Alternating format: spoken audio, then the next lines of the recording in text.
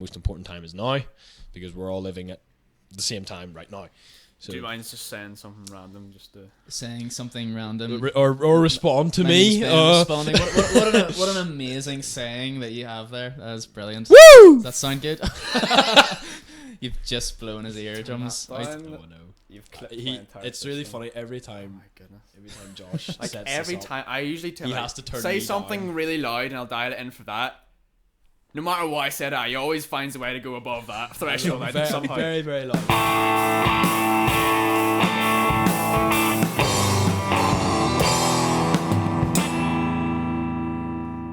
Hello, everybody. Welcome to ATT. We have an exclusive, special, fancy guest on. His name is Ben. Not me. Ben McMechan. Yes. McMechan. Ben McMechan. Meekin. It's actually a McMechan. really tricky surname. Most people McMechan. don't get it right. So McMechan is just for going forward, I guess. Yeah. Mr. but Meekin. Mr. McMechan. Mr. McMechan, or just Ben, whatever's easier. No, I'm Ben. Well, Okay, Mr. McMechan. No one's ever stressed me. Yeah. I'm only joking. No, we'll call you Ben.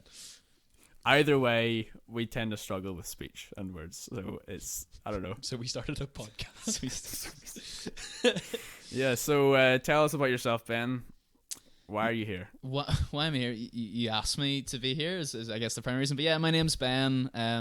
Really lovely to be with you guys. I am married to Lauren. We live not too far away from here. Not Lauren that we just did an episode with. No, I don't know. No, I don't think you did an sorry. episode with my No, wife, Lauren. no, No, but she's a youth worker. We live in Glen, so Yeah. we've got a wee dog called Lila, wee golden retriever puppy, and we're up and down Cave Hill quite a bit. So Fantastic. yeah, Lovely. Living the life. living the life. So you're here. It's an organisation like IJM, that's International Justice Mission. Smashed it. Is that right? That is spot on. Happy Yeah, days. IJM Points for you. International Justice Mission. We're keeping a tally here. So what is it? What do you do? What is that? Yeah. So IJM International Justice Mission. We are I suppose by the grace of God, we're the largest anti-slavery organisation in the world. So we work across loads of different countries across the globe, made up of a large team of lots of different people, of lawyers, undercover investigators, aftercare workers, church leaders, and amazing volunteers, and probably plenty of other different people who I'm not including there, but all working as an organisation towards this one goal of protecting people in poverty from violence. So that's what we do. We're fueled by, I guess, this call in Isaiah chapter 1, where God says to seek justice and to free the oppressed. So that's what we try to do. We know and we're confident that God loves that what we're trying to do, and we're trying our best to do that. And I guess so far today we have rescued and brought to safety over 66,000 people from slavery across the world. That's pretty crazy. Wow. Yeah. So I did not expect that, to be honest. Yeah, I was gonna say I was briefly explaining roughly what you do to Ben, and he clearly got the impression, is this just like some random guy? Was he got a GoFundMe? Is he just doing this on his own? What's he doing? How inexperienced I am. But yeah, wow, that actually really inspires me, to be honest. Well prepped. Thanks. That is homework. So how did you get involved with IJM then? Yeah, it's kind of an interesting one for me. So obviously IJM, big justice organisation, I joined the team last year, so September 2020, which was kind of bang in the middle of the global pandemic, which we're still in, but hopefully getting out of very, very soon. We'll see. You allowed to talk about that in the podcast? I don't know. Oh yeah, that's fine. Yeah. And I'd heard about IGEM, I'd known about them beforehand, and at that time, the job I was in, because of the lockdown, we worked primarily in school, so I was on furlough. So I was enjoying the sun on my holidays, essentially on furlough. I really enjoyed it, but I had this moment of pausing, and a friend of mine asked me, Ben, would you be up for running 5 kilometers every day in the month of May to raise money for this charity called IJM? And as I said, I'd briefly heard of them. During that time, I was like, happy days, I've actually got something to do in the month of May now when I was like on furlough. So that was really great, running 5k every day, and my legs were really sore, but it was good. It was something to focus my day around. And yeah, I guess halfway through that, the person who asked me to be a part of that, and the whole point of it was to raise some money for IJM as well, they said, if you want to, I'm going to run a little half an hour Zoom session, and this is before we were all board of Zoom too, but a little Zoom session just explaining like what is IJM? What are they doing? Why are you running 5 kilometers every day? And all this. So I jumped on the call with very little expectations and was just blown away by what the organization did. I suppose a little bit of what I shared with you there about they're the largest anti-slavery organization in the world. They're a team made up of over 1,200 people working in all these different countries, different contexts, fighting modern day slavery, violence against folk, and I was just totally captivated by it. And I think what I loved the most was that this isn't just your everyday organization, but this is an organization fueled by a love of Jesus. And I love seeing Christian organizations being really good at what they do. And so I was left with that, finished my 5 kilometers every day. We raised a really amazing amount of money for IJM and left it at that. And a few months later, a job opportunity came up with them in Northern Ireland, kind of working with churches and individuals who are passionate about this stuff, and applied for it, and I managed to get the role, and I've been doing that ever since. So yeah, real privilege. And then you ended up here, and I've ended up in your living room doing a podcast. The mighty of this is a highlight. This is good. It all started. You're having a nice relaxing day in the sun. Now you're in a cold, damp room. 1950s house. Yeah, just to say for anyone, because obviously no one else can feel the temperature in this room right now. It is freezing cold. Yeah, we have a lot of layers. I'm wearing my thickest jacket that has 2 zips, and the outside one is all zipped up as well. I'm just wearing a jumper. Right. We've also turned the heaters off because I was gonna. You're gonna burn my house down. We could have probably had that heater on. Probably would have made a difference. So smashing, really, like awesome, really awesome. Because I've never heard of this organization. Like when you talk about churches and stuff, like what do you do in there? Yeah, do you just like bring to light what you do. Like, hey, by the way, we're a thing. Like, is that pretty much it? Or yeah, well, I can maybe like unpack a little bit more about, because I've just kind of said we're an anti-slavery organization, and we try to rescue people, protect people, but that's just in a few sentences. I'm maybe try to that's unpack. like the whole supply chain of like how this happens. You can't just say, and I do this. Yeah, so like I'll unpack a little bit more, and maybe then share specifically, I suppose my role looks like in Northern Ireland. Go into as much detail. Yeah. So I think the word slavery is like a really interesting one today, because certainly when I speak to most people, we often think it's just something of the past. Like we hear this word slavery, we maybe think of like black and white movie, we maybe think of someone in chains, we maybe think of the transatlantic slave trade, or something we've heard about in the history books and history lessons at school. And so I was aware before joining IJM that slavery is still a big thing today, but I really didn't realize the size and the scale of it right now. So, for example, before joining IJM, I did not realize that there were 40 million people in slavery right now today. So more than any other time in history. Actively in slavery right now, like 40 million, about the population of Canada. Right, this huge number. That's right now more than any other time in history. Yeah, huge. There's like 2 million people in Northern Ireland. Yeah, maybe that's like a helpful way to put that. Like crazy. It's I was about to do the maths there. 20 times bigger than that. Yeah, so huge, but again very very hidden. I suppose I didn't really realize how many different forms it takes. So, from people forced to work in brick kilns or on fishing boats, to children being trafficked for sexual exploitation either in person or online, and I guess what I didn't realize, maybe to put that another way, is probably by the time we finish doing this podcast today, another 60 children will be sold into slavery. That's like the size of the problem that we're dealing with today. Yeah. And I really didn't realize that until I was right in the middle of being a part of IJM. So it's just a wee bit more detail about how we operate as an organisation. So we collaborate, we work with local authorities who are in these different countries, who are on the ground, and that really affects the approach that we take for combating different types of slavery. And I want to make it really clear that IJM, we're this big organisation, but we don't fly into all these countries with like a Superman cape on, being like, right, out of the way, local enforcements, out of the way, local police, we've got it, IJM, we're the lawyers. Ben was saying, well, how does he fight it? Yeah, does he fight it with a rifle or with a GoFundMe? Right. And that's it. It's the key thing is us coming in, hopefully trying to leverage what we have to train and equip police to make sure that they realize this is a really important thing to tackle. And so it's very much we work with people. It's a partner. Right. It's not IJM coming in. In fact, if we do our job really well, IJM does not need to exist anymore. We want it to be in such a place where the police, the local authorities, they are equipped in those countries to make sure slavery doesn't happen. It's like a booster, yeah, 100%. We want to catalyze it. We want to use the resources and make things happen. Yeah, it's a very healthy thing to hear from any spokesperson from a charity, that the goal of the charity is they don't want to exist. Yeah. That's a very, and I suppose sadly, like, that's probably all not in the charities, near future, all do you know? charities should obviously have that mindset.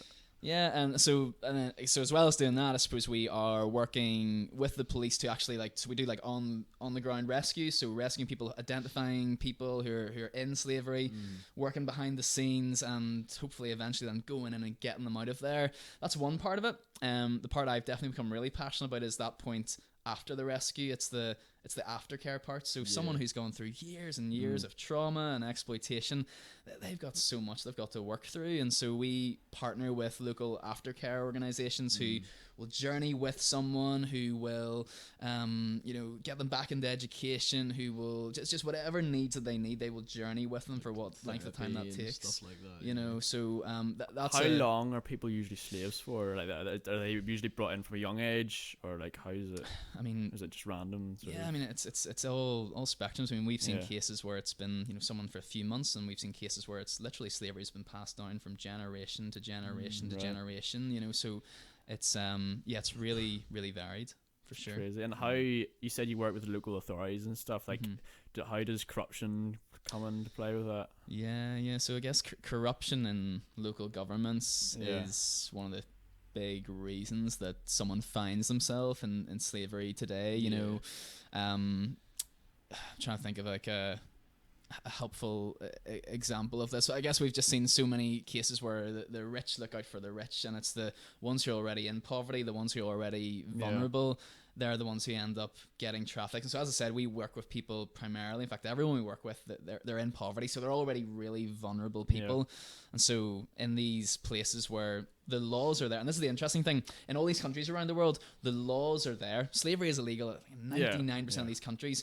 But the one thing that isn't happening is the laws are not enforced. So the laws are there, but the laws are not enforced. And this is, as you rightly said, due to corrupt governments. But there's a whole pile of reasons that someone could end up in slavery. It's so much more complex than just this it could one just sentence. be one person in the office to just chuck out a file. Like that's what corruption is. It's a tiny little thing that can be in the heart of someone, or it could be a group of people in a bigger organization. It's hard to tackle that, but that's not the important thing. The important thing is that somebody is tackling it, and that's what people need to understand. Like, this is a huge thing, clearly, as you say, 40 million, people need to hear about this. Yeah, I think that's a really important point too, because we can look at that and go, 40 million, oh my goodness, like, how are you even going to make a dent in this? It's this big, massive obstacle, and I can feel really almost paralyzing in some ways. Like, why would I even bother doing something about it? But I think we've got to be sharing, and even this podcast is a wonderful way of doing that. We've got to be sharing these stories of hope that we've seen 66,000 people rescued. In fact, IJM we're aiming towards a 2030 vision of protecting 500 million, not a million, 500 million people. That's what we're hoping to protect, it so that they never even encounter everyday violence or end up in slavery. How would you do that? Yes, that's the question. Oh, sorry, that's probably not. Well, that's the question we're all aiming towards. 5 words. How do you do it? 5 words. Yeah, I guess just all our resources, all our strategy. End slavery in these 3 steps. 5 points. If you guys could tell us in 5 words, like, that's what. But I suppose everything we're trying to do, it's strategically, how do we set up somewhere or an office in this certain country where, by setting it up there, that is just the most strategic place to help the people in that area. That's going to drive us towards that. So yeah, there's a lot of really smart people who are working on how do we do that really, really well. So we're just a little part in the process of that. I'm sure. Do you use sort of the same sort of obviously you're going to have to tailor your plans to each individual place and culture and region, but do you have do you follow a general step? This is roughly the plan. We set up a place here, try and get influence, spread the word, or are there some places that are so completely different that one strategy would not work and you have to do a completely different strategy? Yeah, really good question.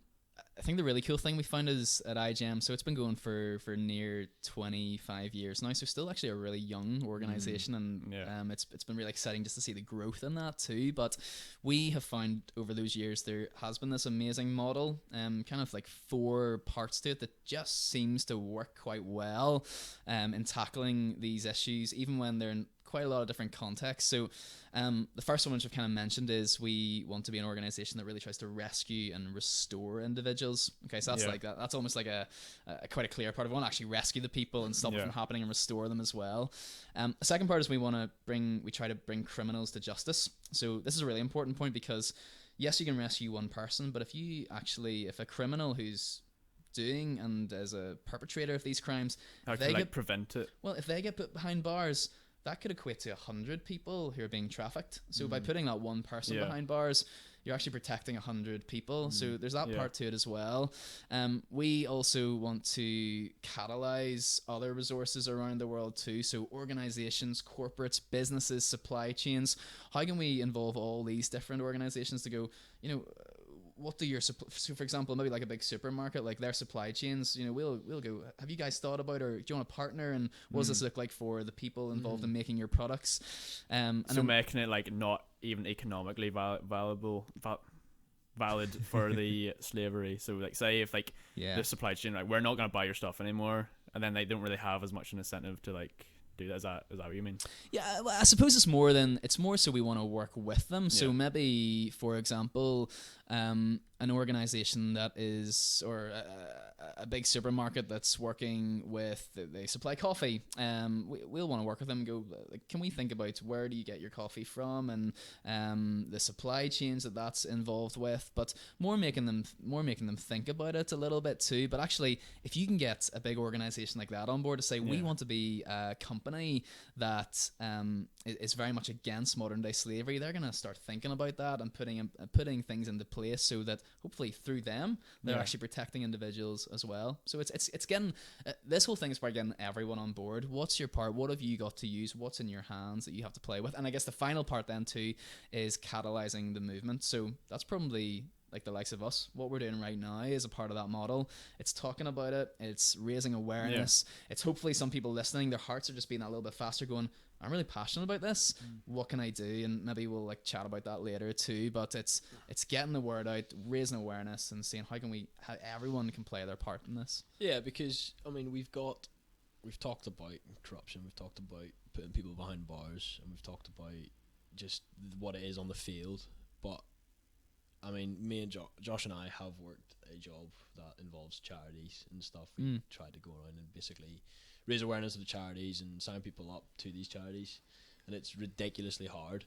Like by the end of the month I've talked to over 300 people, but I've only really got under 20 to really sign up for it. So out of 300 people, in my ability, I only got 20 people to sign up for like Alzheimer's research or something like that, right? So my question is, what would be the ideal way, if any? What would be a few ideal ways in which you can expose IJM, is it, or IJM? Sorry. IJM, yeah. IJM. How do you show yourselves? How do you put billboards up? Do you put flyers around the place? Do you just go people going, hi, can I have a minute to talk to you? How do you do that? Sure.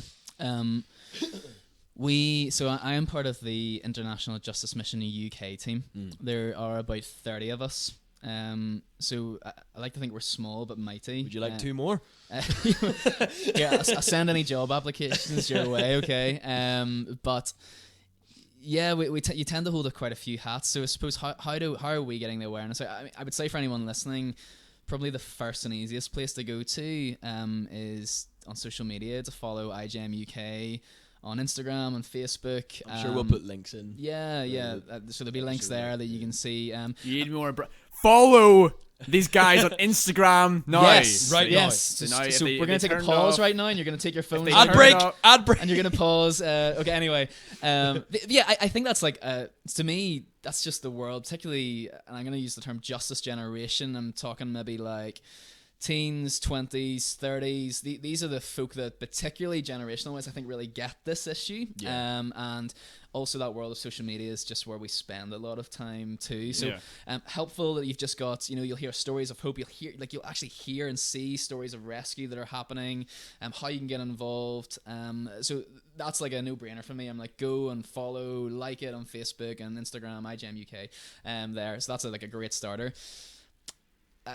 Other ways that we do that, I suppose a big part of my role is, and I'm particularly passionate about seeing how do we get the church behind this. There's so much resource and power and community in getting God's church behind this, and I think the call to justice is a huge one for the church to get behind. So I certainly spend quite a bit of my time. I would share and speak on Sunday mornings or evenings or prayer events at certain churches, and so if you're part of a church out there, I'd love to come and share with you, even just to give you an overview about our work and what we do. But more than that, and that's me to be a big break. If you're part of a church, call this guy Ben McMechan, an IJM International Justice Mission. So we can save now. Why? 40 million infected. We're boosting you. I love you're this. boosting them. Thank you. But you know what? I think the church is just the place where God's people come together, and when someone, and I think as you said, you may have spoke to 300 people.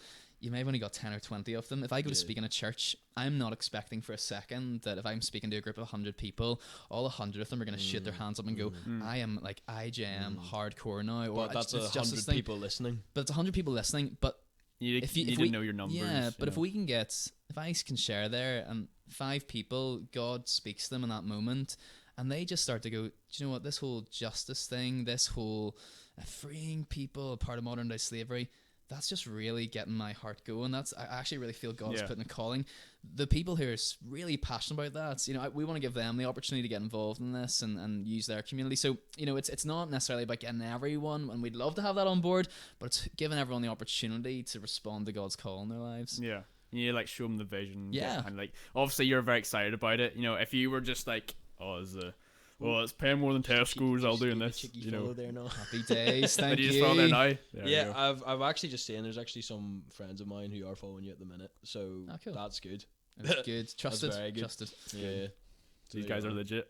It's real. It's real. It's a real place. Real thing. Sorry. That's amazing to hear. My church. Have you heard of Glen Abbey? Oh yeah, you used to just around the corner. Yeah. Awesome. Have you spoken lives there? I've not spoken in Glen Right. Abbey. You need to speak to Glen Make Abbey, it 'cause happen. There's like 2,000 of us. We'll speak after. Make this happen. Absolutely. I That's will awesome. get on Have you the phone spoke with to Big any Gilbert. churches in a Hockle? Huckle, can't say a Huckle is like a big IJM. There's about a church fan every base, 5 meters and all. But let's make a Huckle happen if we can do that. Like, A Hockle 2021 IGM. it's 2022 nearly now. Come on, it's potentially a bit late for a Huckle in 2021, but 2022 could be the year. Yeah. No, absolutely. I was just saying there. My church, Glen Abbey, we have a massive congregation. We're a non-denominational church, and basically it's a church for Jesus. We all love Jesus. We call ourselves Christians, and we go to church. That's basically what it is. In the most basic, obviously, because churches are complex places, and there's no such thing as a perfect church. But I mean, I really think the reason I chose Glen Abbey, I've had tough times in churches, so my journey as a Christian has. I don't want to say it's been hard because people have had it a lot harder, but on my mental side and for my faith, it's been hard. But Glen Abbey has really let me see, what being a Christian is really all about, because it's a place where you feel the presence of God, and I really believe that if in some way IJM could speak there, it would be phenomenal. That would be an absolutely phenomenal turnout and stuff like that. So I definitely think I could probably pull some strings. Just saying. As long as you plug the podcast to us. Oh, absolutely, yeah. Bit of like a follow the pods, be there. But the only reason I say that is because I have been struck by what you've been. I've been struck by what you've been saying, because like I just turned 20 a few weeks ago, and I have these thoughts like, I've seen enough, and I'm only 20, and I'm just like, there's more. But it's that kind of bitterness that I need to get out of my head and actually remove this idea of, and I can't be bothered, and oh my goodness, why is the world such an evil place, and bring in more ideas of actually, well, what can we do about it? Start partaking in it, exactly. Start doing something that you're proud of. Start believing that life is the most important thing, and and Jesus is the way, the truth, and the life. That's what he says. And I think, like, honestly, I'm very touched about what you're saying, because I've never heard of this ever. I think that's actually, like, we're certainly finding that. I find that particularly in Northern Ireland, IJM, most people I speak to, they go, "What are you on about? What's IJM?" And do you know what? If in the next wee while we can just start to get the word out, and amazing work has been done with IJM in Northern Ireland over the past 8, 9, 10 years, but we're still pretty young. We're still getting the word out. We're still really beginning our journey of connecting with churches and bringing people on board. And so I'm really excited about, like, the next 5, 10 years for IJM, particularly here in Northern Ireland, because I think there is a wanting and potential. But there's a lot of potential. It's like a lot of ground to be taken, and I find that very exciting. So yeah. What have you seen the growth like in the past since it started? What has it been picking up, or what? Here in Northern Ireland, Just or in general, both? General, yeah. I mean, we saw. I guess I can speak over the, like, pandemic. I'm only with the organisation kind of a year and a half, but over the pandemic, it was an interesting one for all organisations, like charities, because some of them, it was just a really tricky time. Yeah. It was just a tough. It was just can we just put the shutters on, and can we just try and survive and get through this? I think it was like an 85-15% split, if I'm right from hearing that somewhere. But 85% struggled, 15% just, it went quite well. It went quite well for them, and I don't know whether it's just through God's faithfulness, God's provision, but IJM, we very much found ourselves in that 15% where we just had this, like, amazing support, amazing prayer support, amazing support financially, people going out and beyond their ways to do fundraisers, to still somehow raise awareness, probably even, like, doing Zoom things when we were probably all still really bored of Zoom, but it was just, we saw this, like, amazing creativity of people, and this was where we really felt like this is the family of IJM, and this is where we as an organisation, we had to keep going, because there's still people trapped in slavery. In fact, and we saw more than ever a rise of people trapped in slavery around the world, because often the perpetrator, in a lot of cases, it's either their parents, it's a family member, it's someone they're living with. So imagine all the lockdowns were all suddenly inside the homes, and so a lot of people ended up being trapped in the homes of the person who was actually using them, right? So if there was ever a time that IJM needed to not stop, it was during the pandemic, and we were supported really, really well during that. So yeah, we're seeing a lot of growth. I'm very excited. We're working on, like, how do we do this really well with getting a lot more support, but in Northern Ireland for sure, I'm always just looking for folk who are going to get on board with this and fly the flag and do all that. Did you say there was, in specifically Northern Ireland, is there 3 of you? Was it? Or? There are 2 of us on the team in Northern Ireland. Yeah. I think I was chatting with you because last time we actually chatted in real life, not over the text. We tried to, like, organise a date, and you were like, "Gonna be honest with you, it's possibly might be in January." Busy schedule. There is possible, because you said there was it at that time there was 3 of you. Was there? And then 2 of them were, something was wrong with 2 of them. You were doing the work of 3 people. And no. So at that time there were there's only ever been.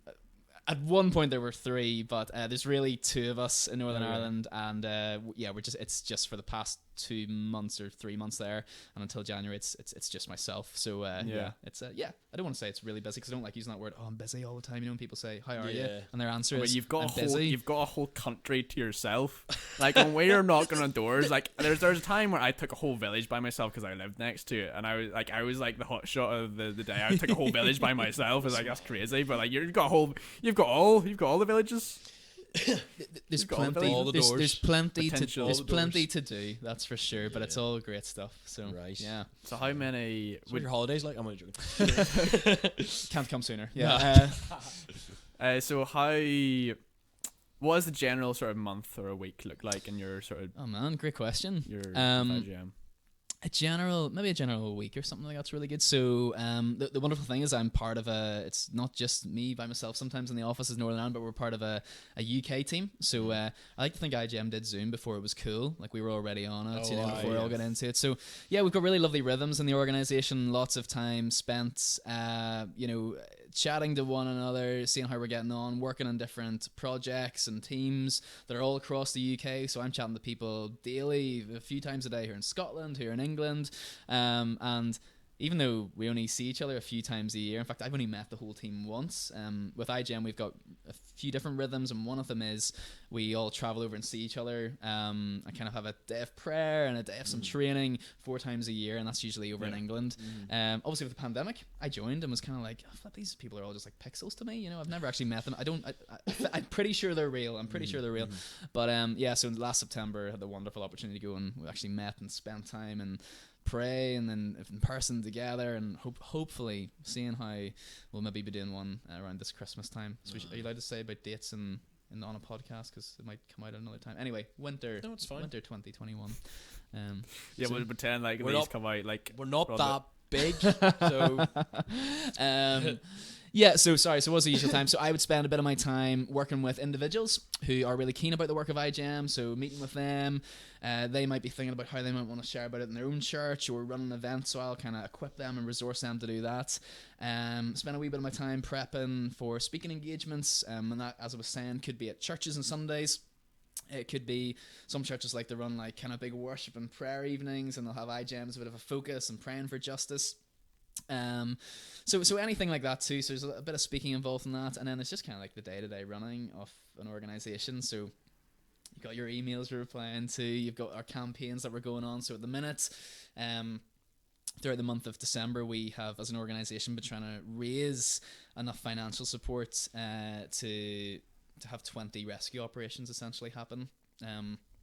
So we're trying to raise this huge amount of money, and really pleased to report like we were able to do that. But we had a whole doubling thing. So due to some really generous donors, we were able to, if £1 was given by, let's say you, this person would match it. And so certain times you're with different campaigns where we're trying to raise money or awareness and things like that too. So it's all go. But I guess that's a little bit of what I'm trying to do. Yeah. But build the movement in Northern Ireland. Yeah. And what A levels did you need for that? Oh man, like you would never have thought, like I never would have thought this is what I'd be doing. Yeah, so. exactly. That's just what I was about to lead on to. What were you doing before this? Like what job? Yeah. But before this, I worked for a wonderful organisation called Love for Life. You may well have had them in your schools. So is that weird careers thing? Good start, Josh.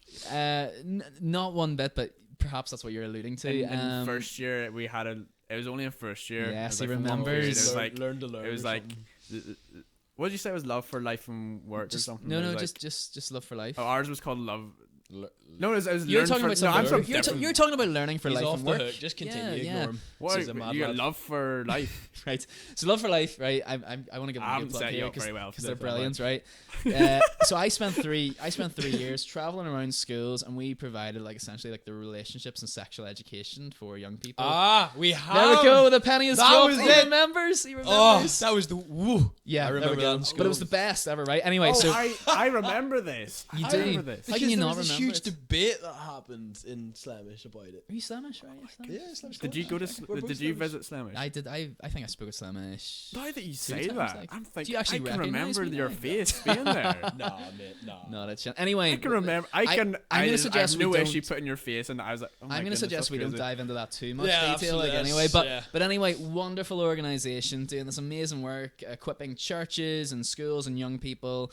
And I'll be honest, like I was really passionate about that. I think that's really important stuff for young people to know about and be confident in. But I guess what it did in the background was it gave me this really wonderful opportunity to learn a bit of a craft and communication and speaking. Yes. I mean, you were you were speaking to young people, 200 young people, 14-year-olds about relationships and sex, right? And then Definitely need to know what you're saying. right, and then in the afternoon you maybe had 2 parents rock up for like a parenting on like class about What did you say to my Johnny? social media and things like that. And so you really learned all these different places to communicate a message. And so it was an amazing time. I love that. Still support that organization, Love for Life. But actually, it was a really equipping time for me. Yeah.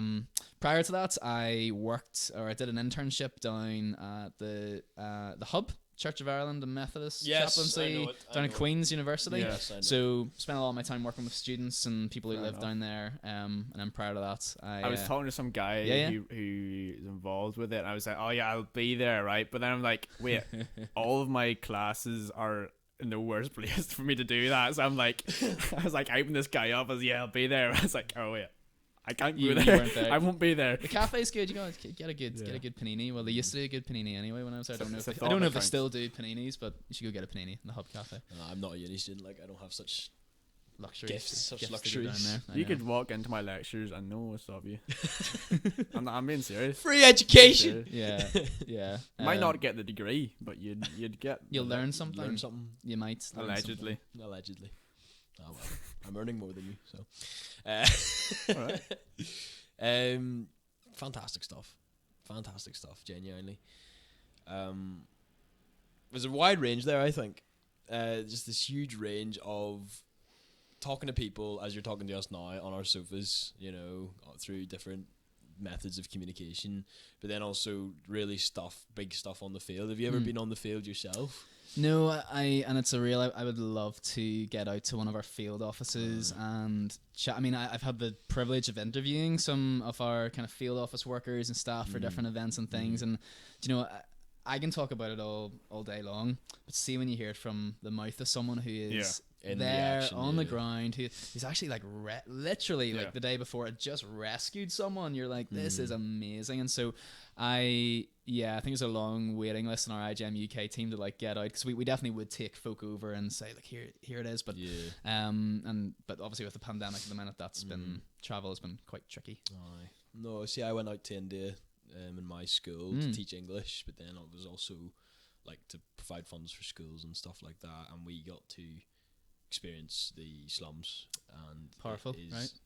Yes, that's a word for it. It's very powerful, the impact it has on the human heart, just seeing other human beings in situations that are beyond your wildest understanding. Which is why I'm really interested in field stuff like that, and I just love hearing stories about that kind of stuff. I'm always on like the news and stuff about different things that are happening, especially in the Mexican border as well. Just all these different issues that are coming up that people just either understand too much or don't understand anything at all. And it's when these two people collide, and it's like, well, how do you know, and all of this, you know too little and stuff. What I'm saying is, how do you deal with stigma? How do you deal with people who just not see through you, but just look at it as if it's just another charity? So you just let them go, like just go, yep, that's fine, just poof, like. Well, I mean, to some degree, I kind of get that. We have there's so many causes that we can get behind, and I think you would be crazy to try and get behind all of them. And don't take me wrong in that, because they're all brilliant and all wonderful, and you maybe want to play a part in all of them. But you're just gonna find in life some folk who that is their calling, that is their passion, and some people are just they're not interested. You listed so many things that you want to, catalyze to boost, and there's a lot. You don't want to spread yourself thin. Have you ever experienced a situation where you were spread thin, where you're like, or does everything all set out really well for you? I mean, we're listing all these things. I'm naming all of them. And not all of them work every time. Not all of them land with everyone every time. And I guess you could get on the whole topic of like really good time management and what's like actually knowing your capacity as an compartmentalization. There we go. Right. I think certainly from my experience of being part of IJM UK, the team, there's wonderful leadership in it, and there's great guidance in what we should go after. I mean, it's a bunch of really creative people, which is wonderful. And when you get a bunch of really creative people in the room, you've got all these ideas, but it takes someone in a leadership team to narrow it down to going, you know, for this season, this is what we're going to go after, or for this season, this is what we think is the most important thing. Those other things are really good too. And so it's just making sure we work really well as a team and chat to each other and go, do we think this is really good use of time?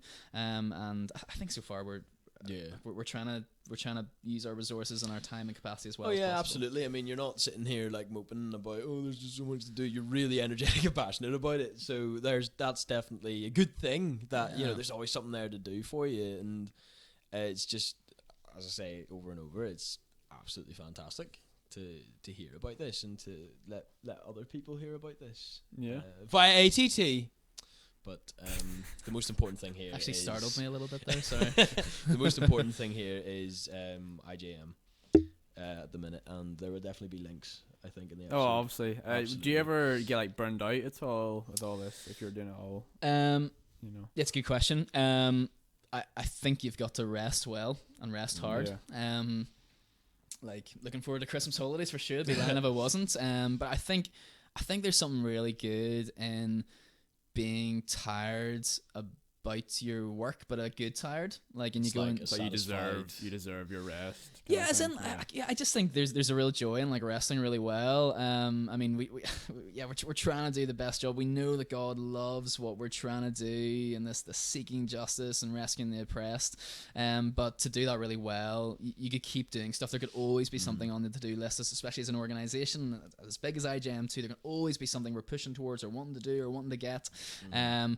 But we've got to rest really well. And again, there's a great culture in the organization that's going like, you need to rest. Like take your Christmas, do that well. Have a really good summer if you can. But when those moments where we need to work, we do it well and we do it hard, and we try our best to do that. So we succeed most of the time. Sometimes, the best is what you can give. Then give it. I love what you just said there. We know that God loves what we're doing.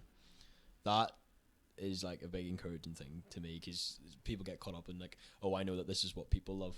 That's like a big, oh, this is what somebody loves or somebody else. But to do something that God wants you to do and loves what you're doing, like I believe that's what Josh and I are trying to do in this podcast. Awesome. I believe, like, I don't care how many people are going to dislike this. I know that God wants me to do this, so I'm going to do it. And I feel a lot of people under IJM, if not all of them, have that sort of drive, have that understanding, and it's such a, because it relieves a lot of burdens. It relieves a lot of burdens when you understand that the spirit that made the stars is like, yeah, you're doing a good job. Keep doing it. You're like, yeah, okay, well, I'm just gonna have a really good night's sleep and do it all again in the morning. Yeah. So it's definitely powerful to feel. It makes me feel powerful anyway to realize that the Creator is like, good job, mate. Yeah, it's cool. How's your family been very supportive of this? How's that playing to your IGM? Like, you have a wife? Do you have kids? We don't. Well, I mean, just a dog. That's just a dog. How is your dog? Counts as a is kid. your dog supportive? Kind of is our kid at the minute. Like, yeah, it's like is your dog very supportive? Is your wife involved at all? Yeah, well, so Lauren, my wife, is a youth worker. So she works for White Abbey Presbyterian Church, which is like just around. There's always, I think there'll be a wee bit of crossover between some of the White Abbey folk and Glen Abbey, but so she's a youth worker there, and I guess like, both of us being involved in some sort of ministry, there's always a lot of chat in our house about what we're doing and what we're at. We're both very passionate about like both of those things and each other's ministries that we get to be a part of as well. So so like very supportive, and I love like churches, as we all know, it's a very complicated place. Yes. But it's also an amazing place, right? Too. Yeah. It's like the best of both worlds. So I love that side of church. I love that. It's this big concoction of people of all different backgrounds and lives, and it's just cool to like see that all come together. So we get to play like a little part in that. Sometimes I think we think as a family too, like a little tiny part, and two wee areas of that. And yeah, so Lauren's very supportive, and I guess I try to like plug myself into the church things too. Yeah, no, what you said there about like we have an episode where I go on a bit too long about churches, societies, and families, and how it's a biggie. They all connect and all have these fundamental qualities that make things comfortable and good for the individual. So it's definitely nice to hear whenever you relate like a family to a church. It's like, well, you understand that there's differences and backgrounds and stuff, but when you're united under a banner, the banner being God, and that banner being the safety and security of people made in that image, in the image of God, like I just it would be an honor, I think, to be able to have that day to day.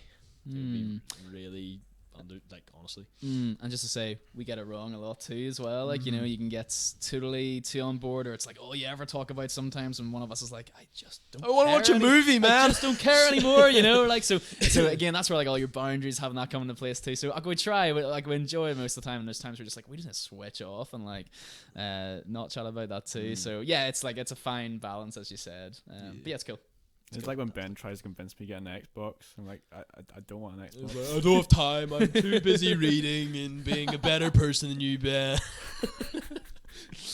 But I mean, that's really good to hear. We've been going for quite a while.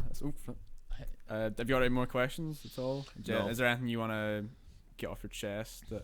Yes, you can tell us anything. Can I finish with one final thought that maybe like was just follow on Instagram. Follow IJM. If you are a leader of a church, remember this is the guy you need to have on IJM. If that could just like play us out at the end, like just you screaming that, Just, I like, mean, that just would be fade out. really helpful. Yeah. How do I follow that now? Actually, I was going to say. So the one thing I was just, as I was kind of preparing and thinking about, just as you were chatting about the podcast beforehand and coming to, there was it's actually a little passage that just came to mind that I thought was really helpful. As we think, maybe particularly if someone's listening, going, oh, I wonder if this is for me or if not. And it's a story of the Exodus. Where God uses Moses to lead the Israelites, right? We know it. If you've done Sunday school, you know it really well. And there's a little dialogue that happens between Moses and God after the burning bush, after God has kind of said to Moses, like, you're going to be the one that leads the Israelites out. The Israelites who've been trapped in slavery for generations. So obviously very like relevant to the work of IJM. And there's a little dialogue that happens where Moses is like, it couldn't be me. I can't do this. I've killed a guy. He just says like, why it couldn't be him. And God says, like, well, it's not just going to be, I'm going to be with you.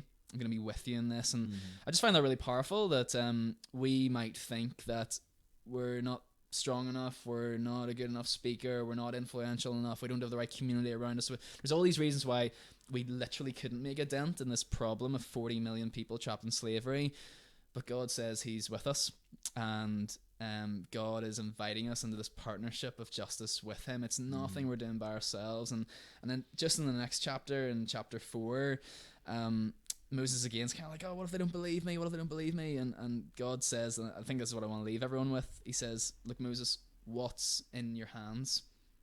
What's in your hands? And for Moses, it was his staff, and God tells him to do this quite strange thing. He says, like, throw it in the ground, it turns into a snake. God performs this miracle, he picks it back up again, and Moses, with that same staff, like, literally goes on to split the sea, goes on to get water from a rock, to these amazing things. And so I suppose what I would want to leave, if everyone is that question, like, what's in your hands? What has God given you? It doesn't need to be this amazing thing, but what has God given you that you could use to be part of this mission? And just come as you are. So that'll be my invitation. Bring what God uses what you have to perform. Bring what you have, and God will do the rest. Yeah. I can't wait for these mics to turn into snakes. I can wait. I can wait also. Yeah. Thank you very much, Ben. That was a pleasure and an honor to follow on Instagram. Yes. Not us. Not different. Everyone. Not ATT, but IJM IJM UK. IJM UK. IJM UK. Follow or yeah. We'll just keep on shouting that. We'll do a fade out. Follow Instagram, Facebook. Other ones, what do you have? Other ones? Oh man, I should know that. Instagram, Instagram and Facebook. Stuff. Yeah, there's some great stuff on YouTube too, but Instagram and Facebook, those are the main ones. Follow that. And I'll dox Ben's actual number if you want to give him a ring. Yeah, I'm sure he'd be completely fine with that. No issues whatsoever. His number is yeah, dangerous. His address. Right. Yes. So that about wraps this up. Do give ATT a wee like and share it around. Ask us questions, and maybe we'll see you on the next episode. Thank you very much for listening, and have a lovely night or morning, whatever time. Bye.